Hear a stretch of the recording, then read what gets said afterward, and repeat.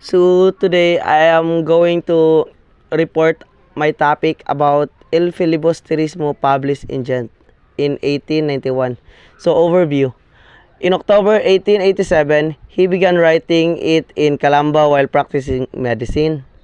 In 1888, he made changes in plot and revised the chapter already written. He wrote more chapters in Paris, Madrid, and Biarritz. In March 29, 1891, he finished the manuscript in Biarritz after 3 years. From Brussels, Rizal moved to Ghent, where printing was cheaper. In September 1891, Il Filibusterismo came off the press. So, privation in Ghent. Privation in Ghent on July 5, 1891, Rizal left Brussels for Ghent, a famous university in Belgium. His reason for moving to Ghent were: first is the cost of printing in Ghent was cheaper than in Brussels, and the second is to escape from the enticing attraction of Petit Suzanne. In Ghent, he met two compatriot Jose Alejandro from Pampanga and Edelberto Evangelista from Manila, both studying engineering at the world-famed University of Ghent. Owing to his limited funds, Rizal lives in a cheap boarding house with Jose Alejandro as roommate. There was a very frugal life, subsisting on the barest necessities to economize. Further, they prepared their own daily breakfast in the room. Years later, Alejandro, who became a general during the Filipino-American War of 1899 to 1902, and an engineer, recounted in his memoir their hard life in Ghent as follows. In Ghent, we lived in a room paying so much for our lodging breakfast. Rizal asked me how much would be the room cost about the breakfast. So this is the picture of Ghent where Rizal kung asa si Rizal ni adto o ni Balhin. Then University of Ghent and Jose Alejandro. So mo ni siya picture kung asa ga eskwela si Rizal og kinsay ang boardmate na kuyog. So the printing, the publisher F. Mayer van Loo Press, number 66 Van Deren Street, who was willing to print his book on installment basis. Then he pawned his jewels in order to pay the down payment and early partial expenses during the printing of the novel. Then Rizal became desperate because his fund was running low. He received some money from Basa and 200 from Rodriguez Arias for the copies of Morga's successors sold in Manila, but these funds were also used up. Then July 1891, Rizal wrote a letter to Basa saying that if no money comes, he will have to stop its publication. August 6, the printing had to be suspended as Rizal feared because he could no longer give the necessary fund to the printing. Then, Il Filibusterismo comes off the press. Valentin Ventura heard Rizal's predicament. He immediately sent the amount of money needed to finish the publication of the novel. In September 1891, Il Filibusterismo came off the press. Rizal immediately sent 2 copies to Hong Kong, one for Basa and the other is to Sixto Lopez. He gratefully gave the original manuscript of Il Fili and a printed copy with it autographed to Valentin Ventura. Filipino patriots praised the novel. The member of the colony of Barcelona published a tribute in La Publicidad a Barcelona newspaper eulogizing the novel original style, which is comparable only to the sublime Alexander Dumas. Alexander Dumas is a model and precious jewel in the new decadent literature of Spain. So this is the picture of Valentin Ventura and Sitio Lopez. The Liberal Madrid newspaper in Nuevo Regimen, El Nuevo Regimen serialized the novel in its issue on October 1891. All copies of the first edition, Gent edition of El Fili was placed in wooden box and shipped to Hong Kong. But almost all the boxes were confiscated and all books were lost. The books immediately become rare and few available. Gent copies were sold at very high price, reaching as high as 400 pesetas per copy. So the dedication of the novel. O memory, the priest Don Mariano Gomez, at the age of 85 years old. Don Jose Burgos is 30 years old, and Don Jacinto Zamora is 35 years old. Executed in Bagumbayan Field on the 28th of February 1872. To straighten historical records, however, he must rectify results historical inaccuracies in his dedicatory note. So the martyrdom of Gomborza occurred on February 7, 1872. Father Gomez was 73 years old, not 85. Father Burgos was 35, not 30. And Father Zamora was 37, not 35. So, with the manuscript. So, the original manuscript of Il Filibusterismo in Rizal, own handwriting, is now preserved in the Filipiniana Division of the Bureau of Public Libraries, Manila. It had been acquired by the Philippine government from Valentin Ventura for 10,000 pesos. It consists of 279 pages of long sheets of paper. The title page of Il Fili contains an inscription written by Ferdinand Blumentritt. Features that didn't appear in the printed book is forward and warning.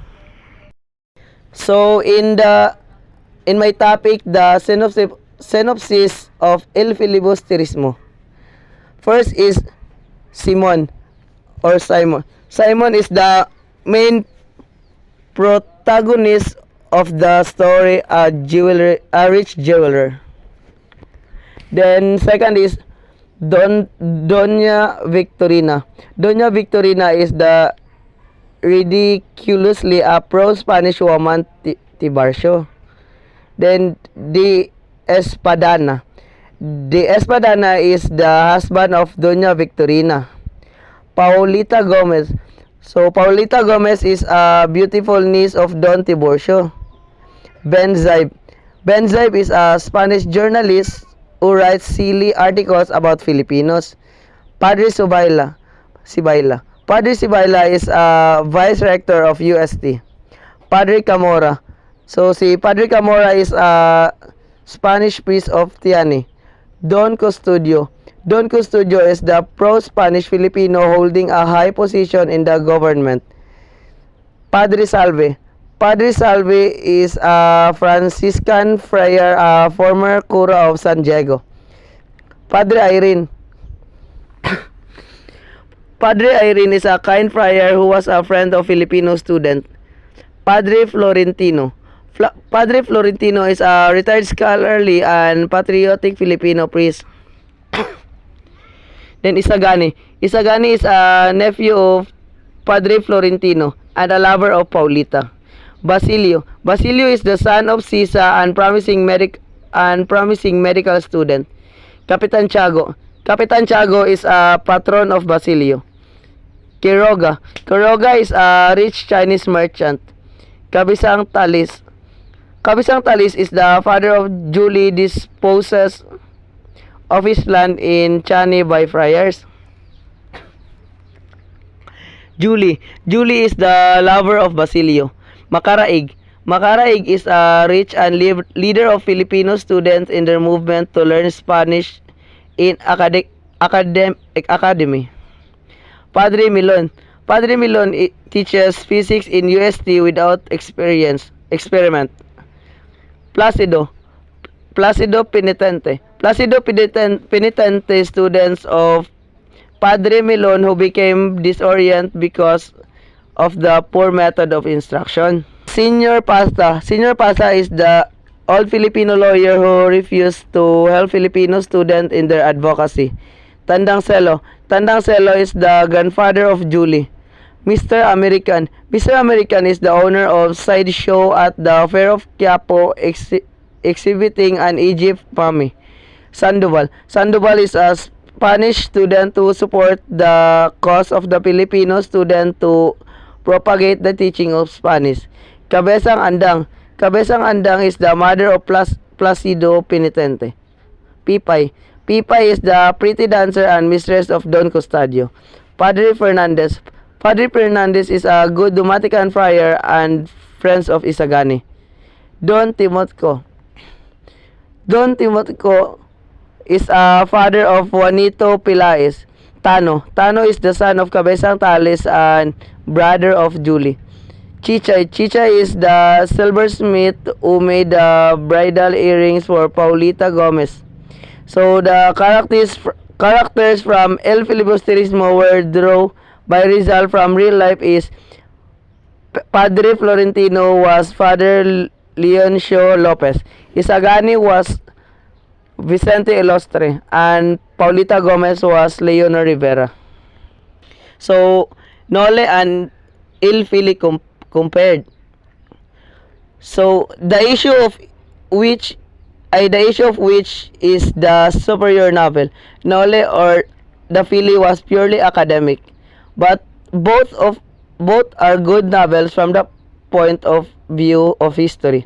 Both depict with realistic colors the actual condition of the Philippines and the Filipinos during the decadent days of Spanish rule.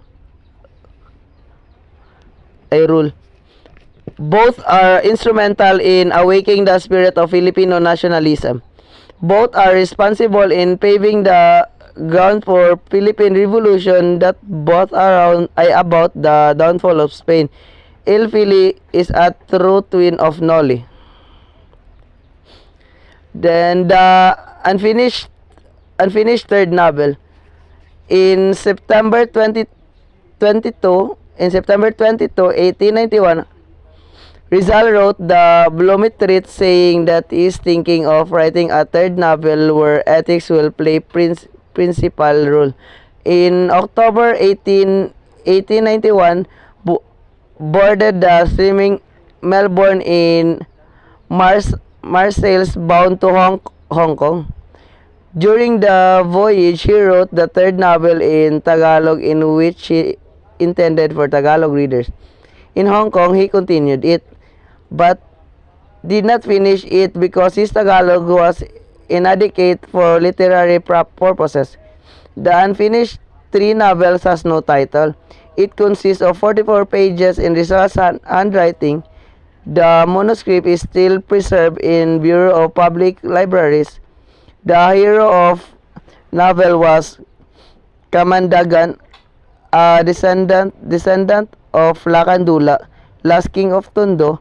He plotted to regain the lost freedom of his father. It said that Rizal was fortunate not to finish his novel because it would have caused greater scandal or more Spanish vengeance on him. Other unfinished novels is the Makamisa. Makamisa is a Tagalog novel written in light sarcastic style, incomplete with only 2 chapters, consists of only 20 pages. Tapos, next is Dapitan. Dapitan is written in ironic Spanish. He wrote it while in Dapitan to depict the town and customs. Dapitan has consists of 8 pages. Then the another other unfinished novel is a novel is Spanish about the life in Pili, a town in Laguna. It is consists of 147 pages without title. Another unfinished novel of Rizal, also without title, is about Cristobal, a youthful Filipino student who has returned from Europe. Consists of 34 pages. The beginning of another novel are contained in 2 notebooks.